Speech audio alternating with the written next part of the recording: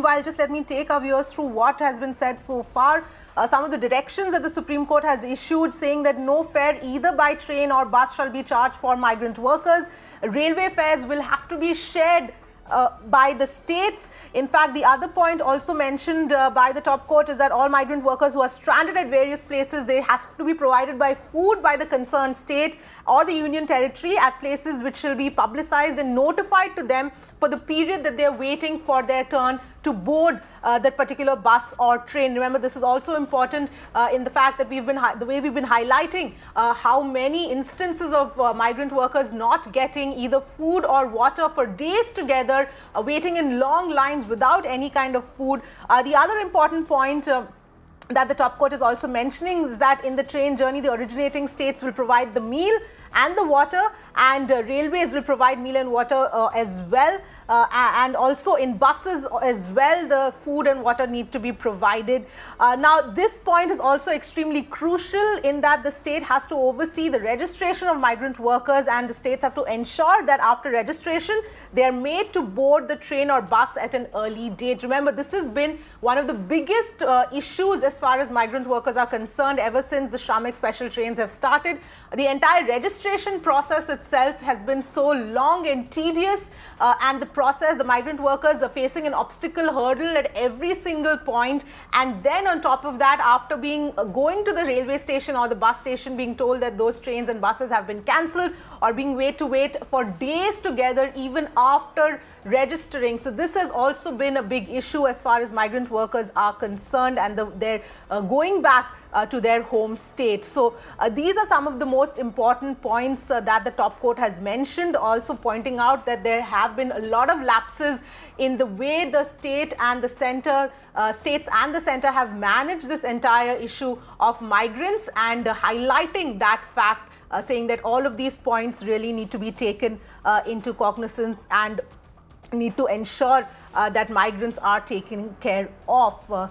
In fact, those of course are some of the details coming in, and of course the Supreme Court also pointing out that there is a national plan and state plans, and of course all facilities need to be provided to migrants, and of course meanwhile those of course are some of the details that have been coming in.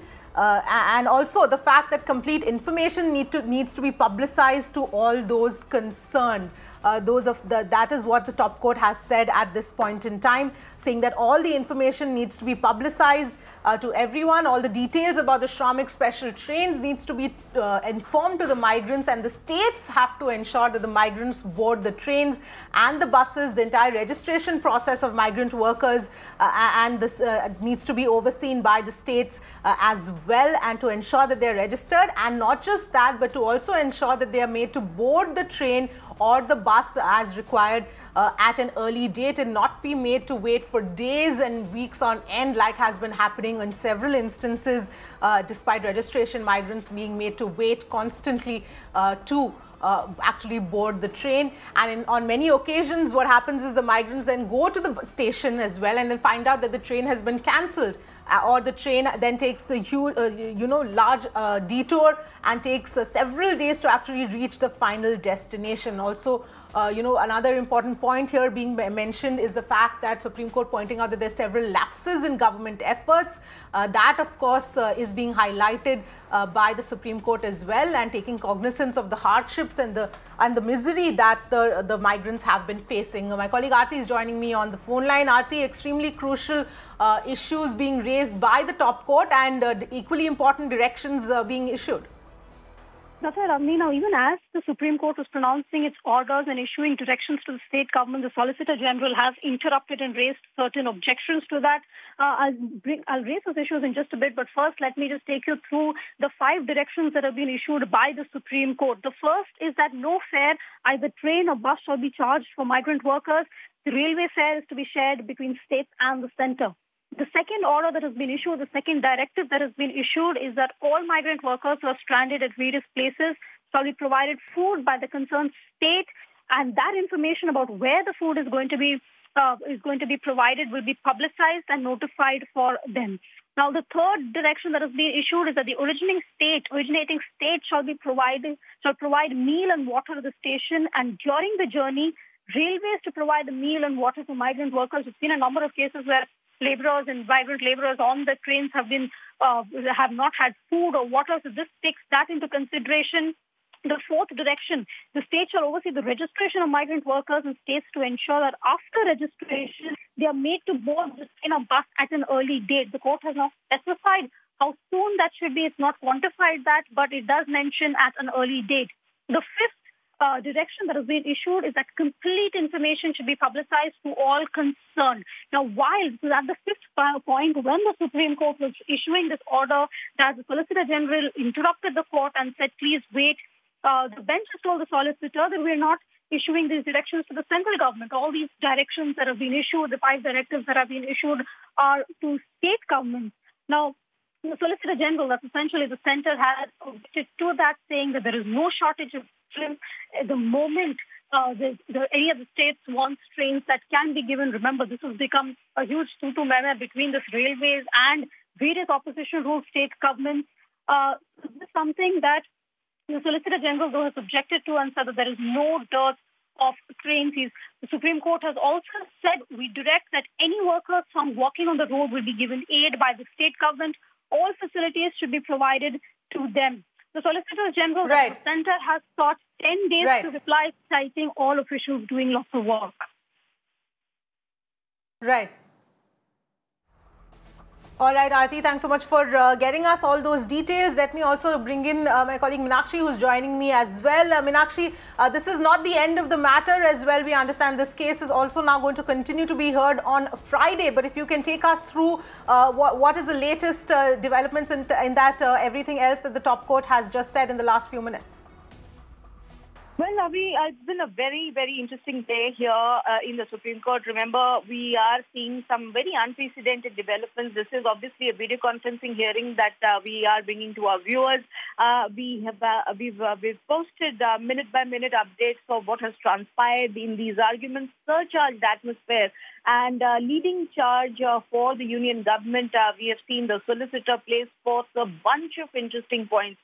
First of all, he highlighted that this is a unique humanitarian problem where he said it is not that the central government and the state governments are not doing enough. It's just that the nature of the problem has been so multifaceted and unique that there have been unfortunate incidents which is termed as isolated incidents. He's called them unfortunate. But at the same time, we've also seen some very, very sharp interjections coming in from the likes of Mr. Kapil Sibal and Dr. Abhishek Manu Singhvi. Interestingly, whenever they got up to argue, we saw sharp opposition coming in from the union government, who said that the platform of the Supreme Court should not be allowed to become a tool for politicization. He said that there are certain prophets of doom within courts, as he termed it, who think that the Supreme Court is active only when it goes on to lambast the executive. That was the words of the solicitor. But be that as it may, we had some very interesting points of exchange where the Supreme Court wanted to understand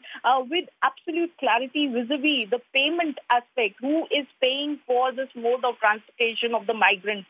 We saw a reply from the solicitor. He said the government, but the Supreme Court is still not satisfied whether it is the central government or the state governments that are taking care of this payment of transportation for these migrant laborers.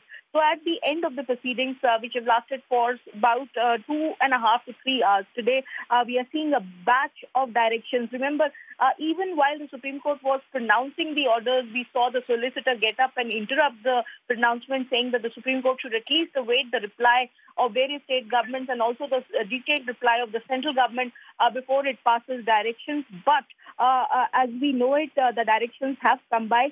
Number one direction that the Supreme Court has today issued is this, and I quote, that no fare either by train or bus shall be charged for migrant workers. Railway fare to be shared by states. Number two, all migrant workers who are stranded at various places shall be provided food about the concerned state and union territory at places which shall be publicized and notified to them for the period that they are waiting for their turn to board a train or a bus. The third direction, very importantly, originating states. That is the states from which these migrant laborers are headed back home to their respective native places. Those are the originating states, Avni. They shall provide meal and water at the station and during the journey. Railways to provide meal and water to migrant workers. The third direction in the train journey, the originating state. I mean, this is a more exhaustive, elaborative direction, explanation of the direction. As a matter of fact, the train journey, the originating states will provide meal and water. Railways to provide meal and water, food and water to also be provided in buses. The fourth direction, the states shall oversee the registration of migrant workers and the states to ensure that after registration, they are made to board the train or bus at an early date. And the fifth direction, complete information should be publicized to all concerned migrant workers who are looking to be transported back. So interestingly, the Supreme Court, at the intervention of the solicitor, also clarified that they are not on the central government at all. These are directions that the top court is issuing for the various state governments to comply with. And as we just mentioned, the matter has been kept pending with the Supreme Court. That's very, very important. It will feature again for debate and discussion in the forthcoming days.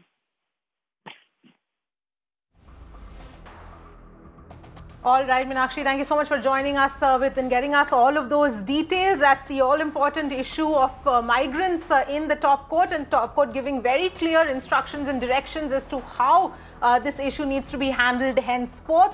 The next, of course, hearing on this case will be on a Friday, where several replies, then the replies will have to be filed, and this has to be, all of this has to be implemented immediately.